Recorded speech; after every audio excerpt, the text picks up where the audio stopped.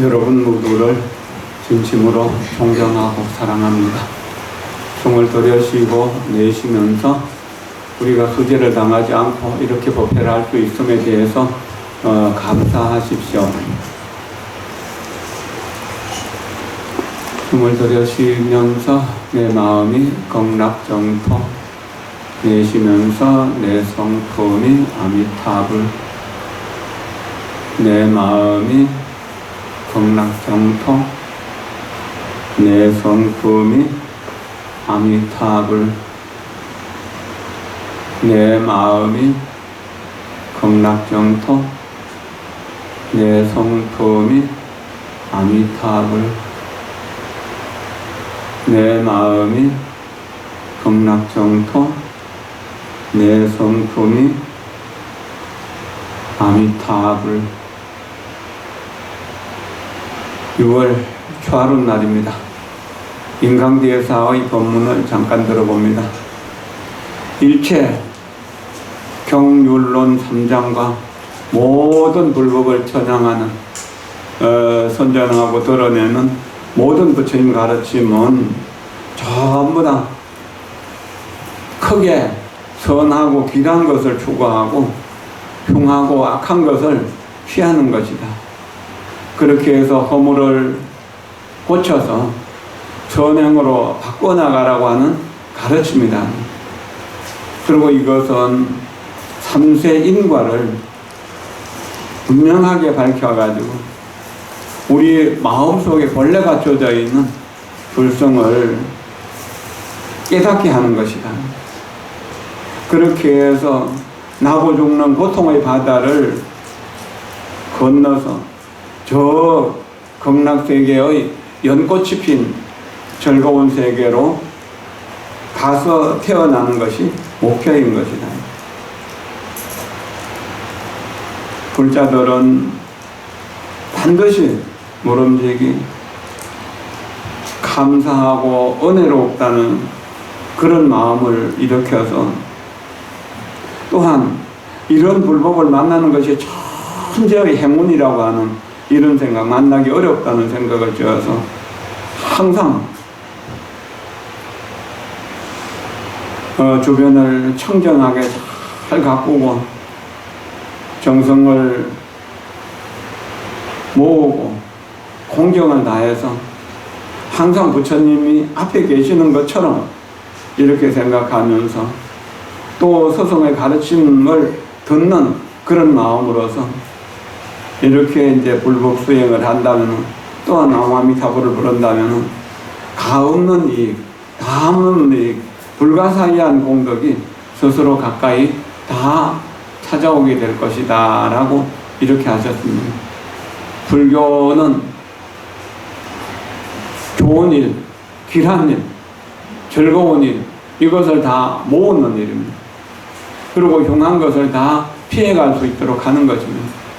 그렇게 하기 위해서는 개과천선에 허물을 고치고 선한 쪽으로 계속해서 나가고 닦아 나가야 된다는 거예요. 콩을 심으면 콩이 나고 팥을 심으면 팥이 납니다. 악을 심으면 불행의 열매가 열리고 선을 심으면 행복의 꽃과 열매가 자연스럽게 열리게 되어 있는 것입니다. 이렇게 해서 고통의 바다를 건널 수 있는 것이고 이렇게 해서 우리가 중생계를 벗어나서 보살의 세계로 부처님의 세계로 갈 수 있는 것이라는 겁니다. 우리 마음은 선과 악이 뒤섞여 있습니다.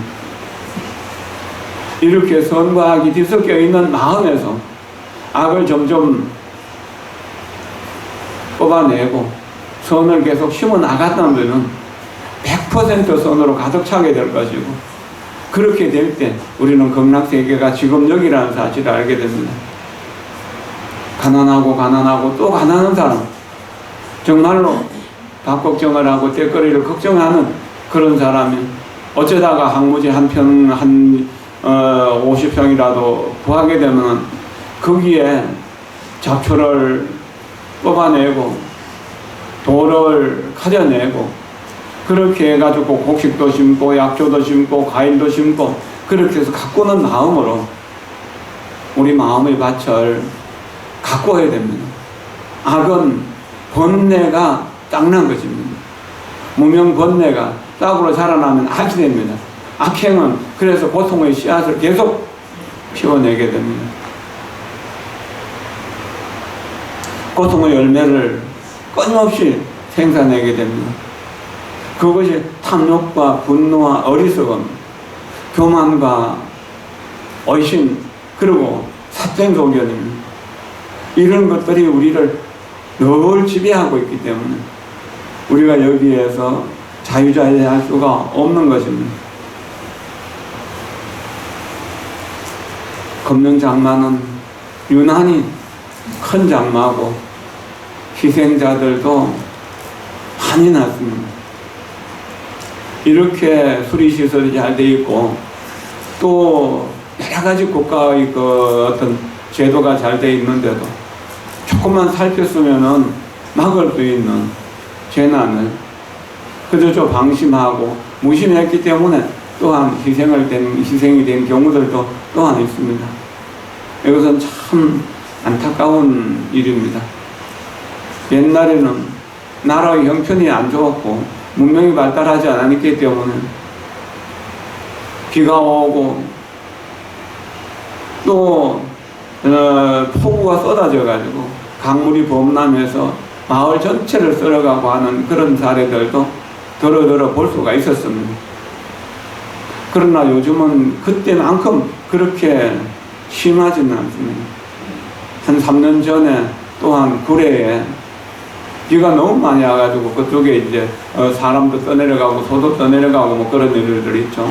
떠내려간 소가 이제 그 무트로 나와갖고 사성암이라는 그 절로 또 이제 쭉 소들이 올라가고 하는 그런 사진들도 올라오고 그랬습니다.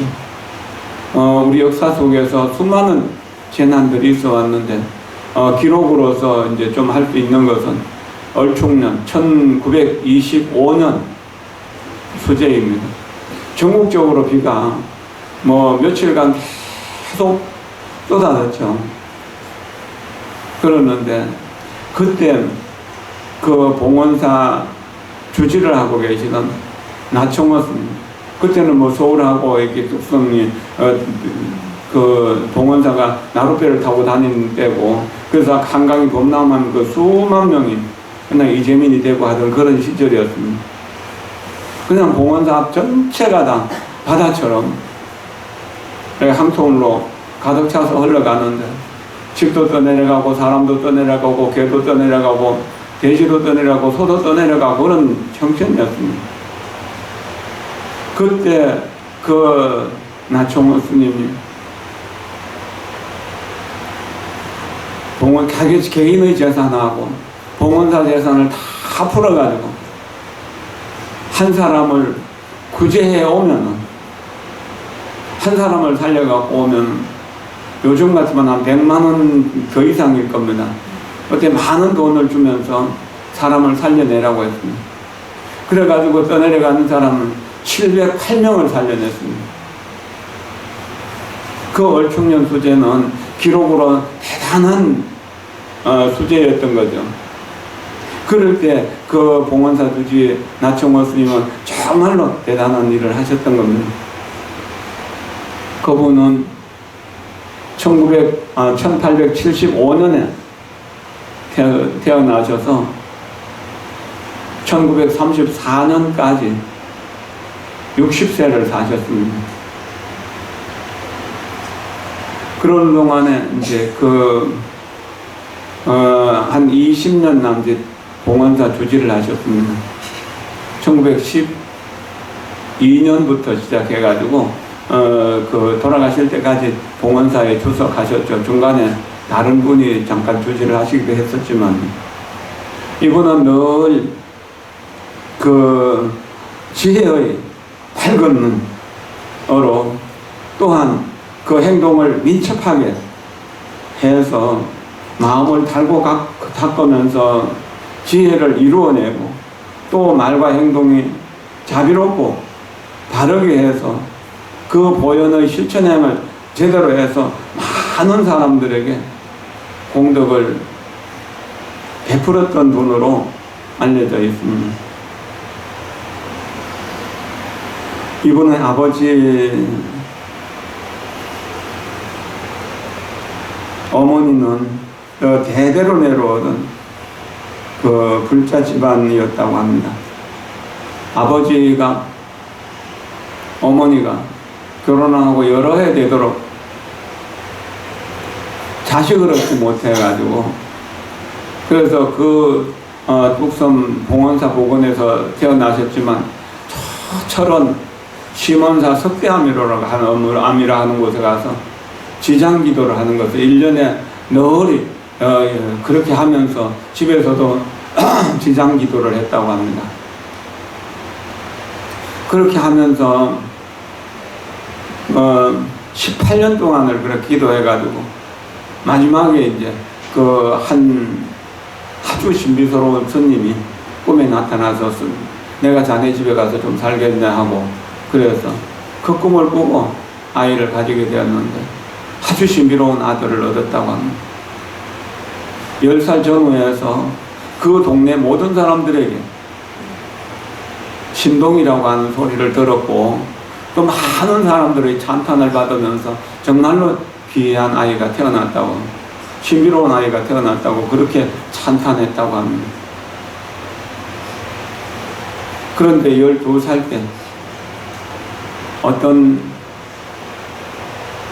도인 스님이 지나가다가 그 집에서 하룻밤을 묵으면서 그 아이를 이렇게 찬찬히 살펴보더니, 이 아이가 만약에 출가해서 도를 닦는다면은 세상에 큰 이익을 줄 것이고 또 오래 살 수도 있을 것이며, 그리고 좋은 일도 많이 생기겠지만 만약에 마을에서 장가가가지고 그냥 그렇게 벼슬하고 살게 되면은 분명 단명하게 될 것이다, 요절하게 될 것이다. 이 소리를 듣고, 그래서 이제 부모도 이 아이를 기도해 갖고 낳았고 또 스님을 꿈에 보고 태어났기 때문에 이 아이는 분명 그 출가를 시켜야 되겠다고 생각하고, 그래서 강원도 양양군 오대산 명주사라고 하는 곳, 장상명주 일가하는 그 지장기도의 발언 있잖아요. 그런 것처럼 그 명주는 뭐야, 저성의 업경대라고 하는 업경대에 그 비치는 거울입니다. 그리고 지장보살이 항상 갖고 다니는 밝은 구슬이라고 하는 거예요. 그런 지장도량이었던 것 같아요. 거기서 월운 해천스님이라고 하는 분에게서 이제 출가를 하게 되고, 또 출가해서 행자 생활을 3년간 하고 15살에 이제 삼위계를 받고, 그리고 9년 동안에 걸쳐가지고 경률론 3장을 다 배웁니다. 그도 이제 배우는 사람들 중에서 항상 어떤이었고, 그렇게 해가지고 이제 23살에 구족계를 받고, 그래서 이제 건당 입실하고 24살 때부터 강사를 하면서 전국에서 아주 뛰어난 강원 다 다니면서 강주를 하고, 그렇게 하다가 또한 능력이 뛰어나니까 38살 때 봉원사 주지로 추천이 됩니다. 금강산에 수행하고 계셨는데, 그래가지고 그 38살 1912년에 봉원사 주지가 되어가지고 34년까지 이렇게 쭉 계시는데, 그러는 동안에 그 얼충년 1925년에는 수재로 물에 떠내려가서 죽어가는 사람들 708명을 살려냈던, 그리고 이제 또 수많은 이재민들 있잖아요. 그것을 봉원사 창고를 열어갖고 매일 밥도 하고 죽도 써가지고 그 사람들 다 먹여 살렸다는, 이 공이 대단하신 거죠. 이렇게 해가지고 평생을 중생들을 구제하는 그런 일들을 주로 하시면서 그렇게 살았는데, 그분은 이제 그 708명의 그 생명을 살렸던 얼충년 수제를 기재해갖고 불계비첩이라고 하는 이런 책을 만들었는데, 이게 앞부분은 이제 전체적으로 보면은 이게 100여 명 되는 문인들이 스님들과 이제 뭐 제가자들 모두 합쳐갖고, 소위 말하는 이름께나 있는 사람, 글께나 하는 사람들은 전부 찬송하는 글, 그림, 뭐 이런 것들을 써가 보냈습니다. 이것들을 모아가지고 불교비첩이라는 이런 책을 만들었던 거죠. 그 이제 그 1934년 7월 20일 날 돌아가시게 됐는데 60세까지 사셨죠. 그리고 출가한 연령으로는 49년을 사셨거든요. 성납 49년 세수 60세로 돌아가셨는데 그때 봉원사 본말사장으로 크게 장례식을 치렀는데 그 답이한 후에 사리가 93과가 나왔다고. 대단히 훌륭한 것이죠. 이렇게 사리로서 또한 그렇게 세상에 계속 남아서 중생들을 구제하시는 거죠. 혹 봉원사에 가시게 되면은 이 나총화상의 그 사리탑 비와 또한 공덕비를 함께 볼 수 있을 것입니다. 서울에 가는 길이 있으면 보시면 좋을 것입니다.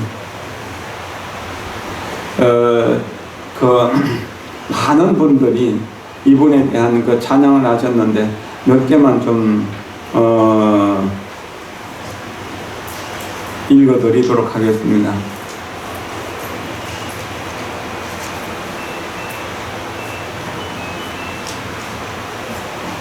동국대학교 총장을 지내셨던 초대 총장을 지내던 건상로라고 하는 분, 이분 또한 문경 김영사에서 부목 비슷한 스님으로서 약간 모자라는 스님으로서 살다가 어떤 노스님이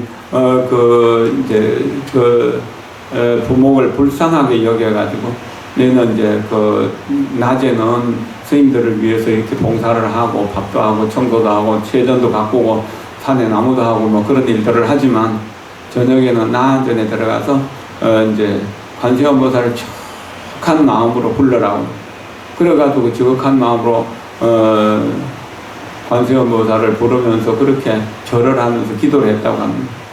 그리고 그때 김영사는 아주 전국에서 유명한 대강당이었죠. 그러니까 훌륭한 스님들이 걸리는 걸 보면서 너무 부러워하면서 나도 좀 똑똑해가지고 저런 사람들하고 공부했으면 좋겠다는 원을 배우고 그렇게 기도했던 그 공덕으로 해서 그 신도지 회장집의 아들로 태어나가지고 동진 출가해가지고 평생을 불교를 위해서 역할을 하셨는데 건상로 전집을 제가 한 20년 전에 구했는데요. 대장경만한 책, 이만큼 두꺼운 1000페이지가 넘는 책 10권으로 되어 있어요. 낮에 봤다면은 저녁에 전부 원고지에 옮겨 적어서 원고지가 거의 한 추럭 정도 됐다고 하는 겁니다. 이분이 권서문을 쓰고 또 상랑문을 쓰고 무슨 사적기를 쓴 것들도 엄청나게 많이 있습니다. 그분이 이제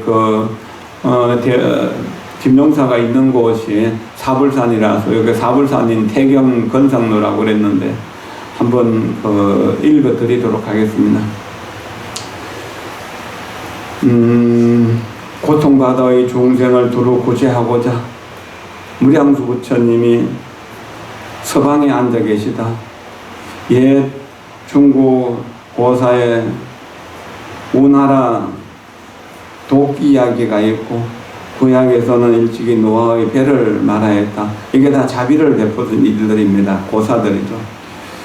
가히 없는 그 덕업 문론이 어떠했던가. 수도산의 산빛이 만년에 푸르렀도다. 수도산은 봉원사 뒷산이죠. 청호스님의 마음씨가 물처럼 맑으니 선종의 주지로서 가장 훌륭하다 않겠는가. 보호스님의 부흥책 마음속에 간직하고 청호스님의 판사선을 등불로 삼았다. 그게 이제 조선조의 불교가 완전히 폐망되어 갈 때 허응당 보호스님이 거기서 크게 문정하고 함께 같이 해가지고 그 성과를 중앙해가지고 서산스님 사명스님을 선과에서 길러내신 분이죠. 그래서 보호스님과 청어 서산스님을 여기서 말씀하시는 겁니다. 하늘이 재앙을 내리는 걸 어찌 다 주기리 이 사람 미리 보내어 좋은 인연을 맺게 했거늘 얼충년 한여름 6월에 물동이를 뒤엎은 듯 열흘이나 큰 비가 내렸다. 만이랑 꽁밭이 삽시간에 바다로 변했고 천가옥 부엌에는 연기마저 끊어졌네. 모든 집들이 막 떠내려가고 그랬으니까 불을 피울 수가 없었던 거죠. 높은 언덕 마을은 그래도 나았지만 한강가 언저리는 차마 볼 수가 없었어라. 산을 둘러 언덕을 무너뜨린 사나운 물결에 사람 살리가 울부짖으니 하늘에 사무쳤고 집들은 배처럼 때처럼 물 위에 떠고 사람들은 원숭이 마냥 나무에 매달렸다. 목석이 아니고서야 어찌 못 본 채 할 수 있겠는가? 못 들은 채 할 수 있겠는가? 오장육부가 찢어지는 듯 피는 물이 흘렀네. 스님이 나타나 구원의 자비 베푸니 팔을 걷고 뛰어들어 앞장을 섰네. 미친 듯이 배를 저 사나운 물결에 치고 상금을 걸며 삼보의 재화를 다 기울였네. 삼보의 재산과 돈을 다 기울였다는 겁니다. 사부대중이 불러 모아 죽을 힘을 다했으니 많은 목숨 구제할 수 있었다. 708명을 구할 수 있었다는 겁니다. 물에서는 건져서나 춥고 배고픈 이를 어찌하랴. 옷을 벗어주고 먹을 것을 베풀었네. 708 수재민을 구제하여 목숨 살렸으니 저 공덕의 높은 탑 길이 오뚝하리라. 한문으로 된 것을 이렇게 번역한 겁니다. 위에 이르러 시객들이 크게 감동하여 불교비의 걸발을 이제 100편이나 되었더라. 정말 대단한 그 일이죠. 그리고 서공 김경문이라고 하는 분은 이게 이제 그 사경을 잘하기로 유명하신 분인데 그분의 그 법화경 사경이 지금도 아마 보물로 지정되어 있을 정도로 아주 유명한 분입니다. 이 경문 스님은 그 송강사 뒤에 있는 서남사 스님이기도 하고 또 그 일제시대 때 불교를 크게 부흥시킨 분이기도 한데 그분도 이렇게 말씀하셨습니다. 강물이 흘러넘쳐 집들이 다 잠겼는데 자비의 배 이런 곳으로 1000여 명이 모였다. 자기 주문이 전대할 것 없이 다 털었고 사찰재산 기울여 곳간마저 텅 비웠네. 거북이를 놓아주고 개미를 살려준 일도 또한 훌륭하거늘 경항의 찬탄만으로 그칠 일이 아니다. 마땅히 민중사의 새로운 지표로 삼아야 할 일이네 라고 이렇게도 하셨습니다. 이렇게 많은 분들의 찬탄을 받으면서 또한 생각이 있는 사람들은 전부 다 헌무하고 존경하는 마음이 생기지 않겠습니까? 이런 것들이 이렇게 불교가 해야 될 일이고 우리가 복지를 하는 일도 그런 일의 한 부분이라고 이렇게 생각해야 될 것입니다.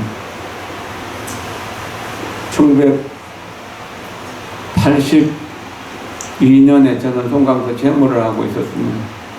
그해 여름에 비가 억수로 쏟아져가지고 송강서 도량이 곳곳이 파이고 물난리가 나고 그랬었습니다.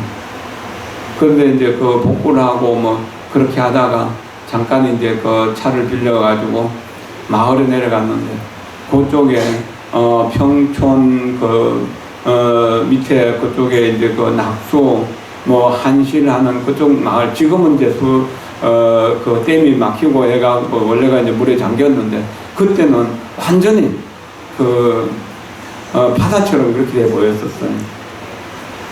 그리고 물이 빠진 뒤에 완전 나가보니까 마을이 완전히 싹 썰려 나가가지고 그냥 마을 한가운데가 큰 강처럼 되어버리고 그랬었어요.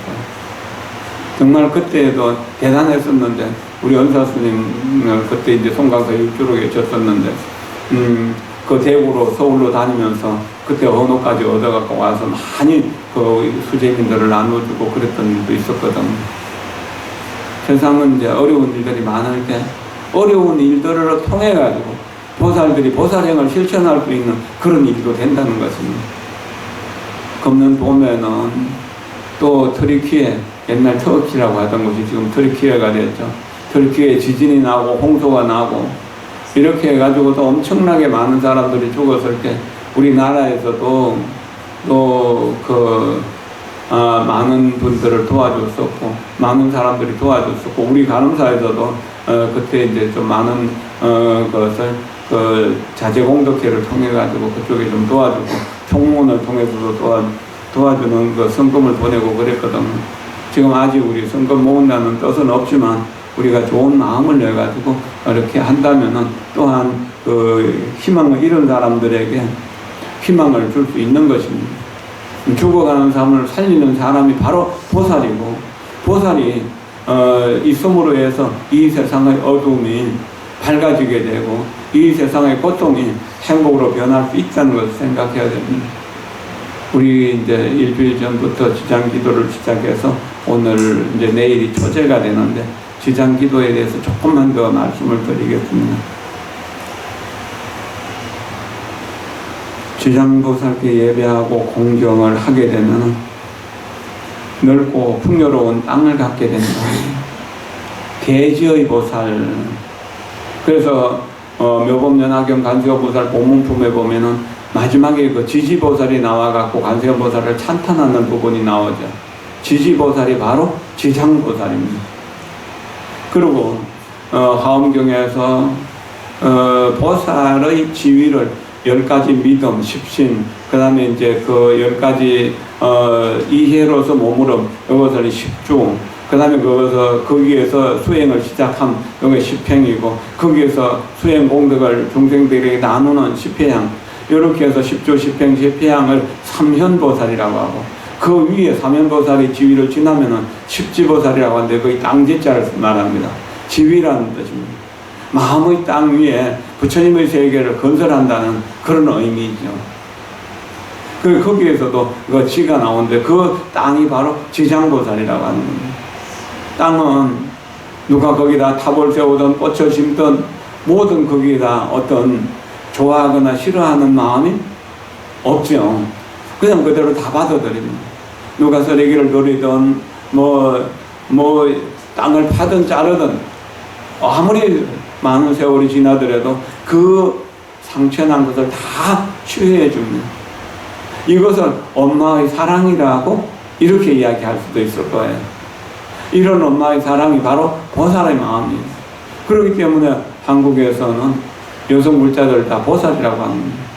여성 불자가만 보살이 아닙니다. 남을 돕는 사람은 다 보살인 거죠.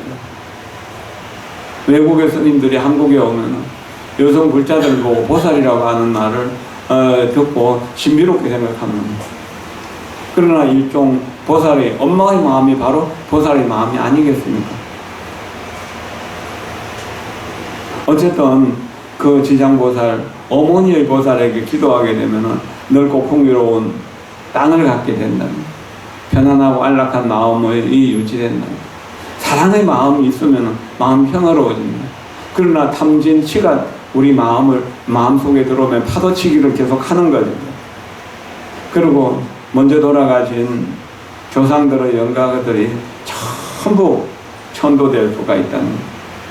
그리고 그 지장보살을 부르는 사람들은 언제나 건강하고 수명이 길어진다. 건강 장수하게 된다. 그리고 구하는 것을 마침내 얻을 수 있다. 얻으실 때까지 우리는 기도하고 공부해야 되는 거예요. 나충호 스님을 얻기 위해 갖고 그 어머니 아버지가 18년 동안 공을 들였고 키우는 동안도 계속 그렇게 하셨을 거잖아요. 그 다음에 물, 불, 바람 등의 삼재를 피할 수 있다. 아무리 재난이 많아도 살 사람, 공덕 있는 사람들은 살 길을 찾게 되고 또 재앙이 많은 사람들은 죽을 곳을 찾아가게 되는 겁니다.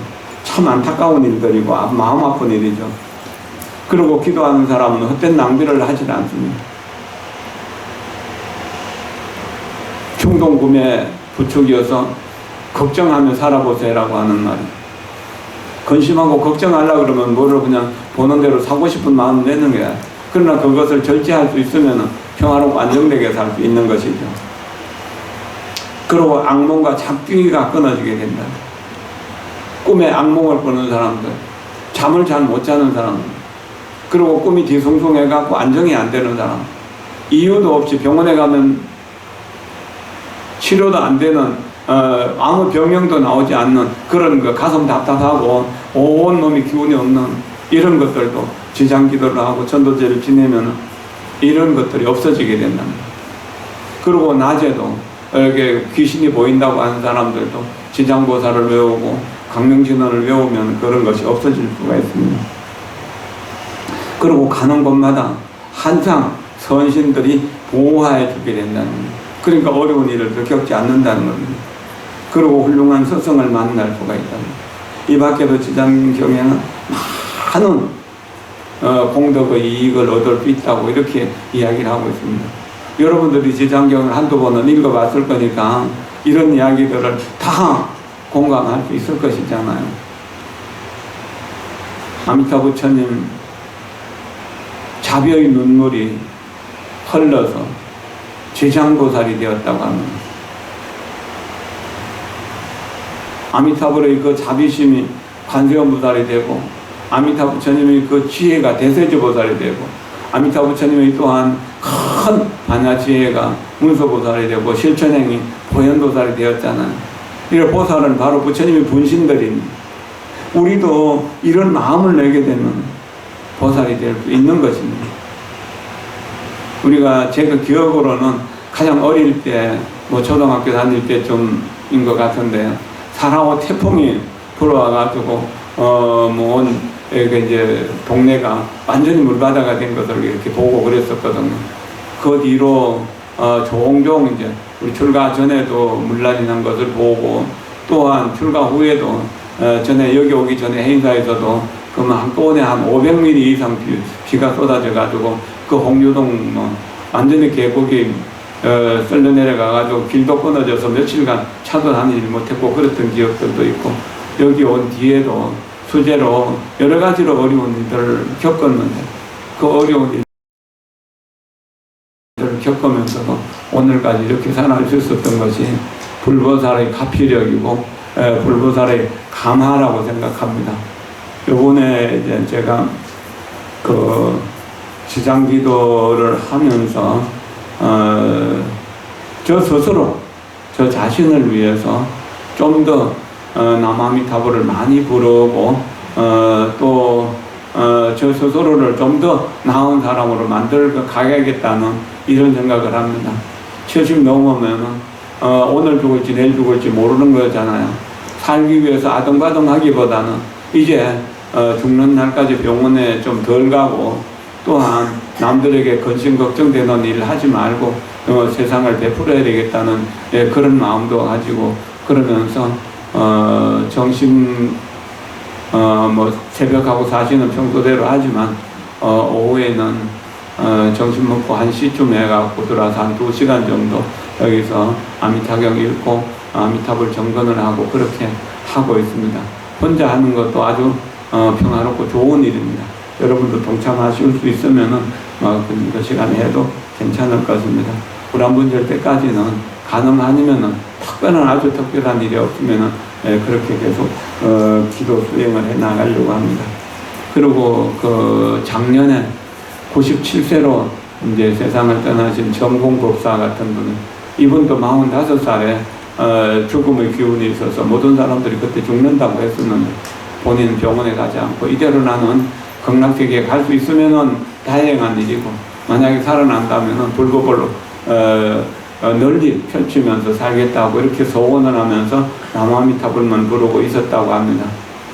그러다가 이제 한 달쯤 병을 앓고 난 뒤에 부처님 가피력으로 살아나게 되고, 그 뒤로 정토종을 크게 선양해서 세계적인 정토의 그 가르침을 매일매일 2시간씩 강의하고 펼치면서 그렇게 사시다가 96세까지 건강하게 지내시다가 그렇게 돌아가셨거든요. 그분이 요즘 세상에 바쁜 사람들을 위해서 기도하고 공부할 수 있는 일과를 만들었습니다. 정묘 10년법입니다. 조금 시간이 되는 분은 숨을 한번 들으시고 내쉴 때까지 나무아미타불 나무아미타불 나무아미타불 나무아미타불 나무아미타불 나무아미타불 나무아미타불 나무아미타불 이렇게 나무아미타불을 불러서 숨이 끊어질 때 되면은 다시 숨을 들으시고 그렇게 해서 또 그렇게 해서 10번 하는 것을 1념, 10념이라고 합니다. 그리고 또 좀 게으른 사람들은 그냥 나무아미타불 나무아미타불 나무아미타불 나무아미타불 나무아미타불 나무아미타불 이렇게 하고 10번 부르고 또 이제 그것을 이제 10념이라고 이렇게 해도 됩니다. 어쨌든 간에 이렇게 10념을 하루에 9차례 할 수 있도록 하는 그런 수행법을 만들어서 정요 10념법이라고 했습니다. 전에도 한번 소개한 일이 있는데요. 아침에 일어나면 바로 일어났을 때 나무아미타불을 10번 부르는 거예요. 그 다음에 아침 먹기 전에 나무아미타불을 10번 부르는 거예요. 그 다음에 오전 일과 시작하기 전에 나무아미타불 10번 부르는 거예요. 그 다음에 오전 일과가 끝났을 때 또 나무아미타불 10번 부르는 거예요.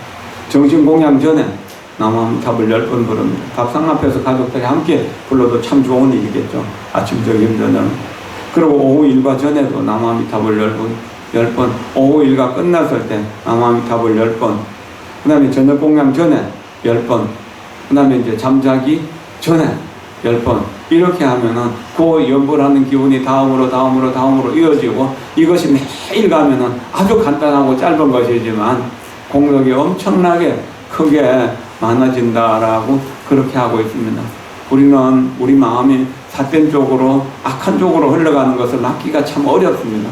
오직 연불만이 불법을 수행하는 것만이 그것을 막을 수 있는 가장 좋은 인연이 된다는 것을 생각해야 됩니다. 모든 선지식들이 한결같이 악을 끊고 선을 행하도록 하고 마음을 밝혀서 부처님의 마음과 우리 마음이 똑같기를 그렇게 염원하셨습니다. 그런 것들을 생각하면서 그렇게 수행해야 되겠습니다. 간단하게 그 공지사항도 제가 말씀드리도록 하겠습니다. 방생 기도를 오늘부터 일주일간 하게 되는데요. 요번 7월달하고 8월달은 날이 너무 더워서 물고기를 풀어주면 많이 죽는다고 합니다. 그래서 작년 여름에도 좀 한 2달을 쉬었는데 요번에도 2달 쉬고 그 대신에 이제 우리 기도비하고 우리 또 선원에 강원에 공부하고 있는 스님들을 대중공양하는 걸로 대처했으면 싶습니다. 그리고 우리가 7월 뭡니까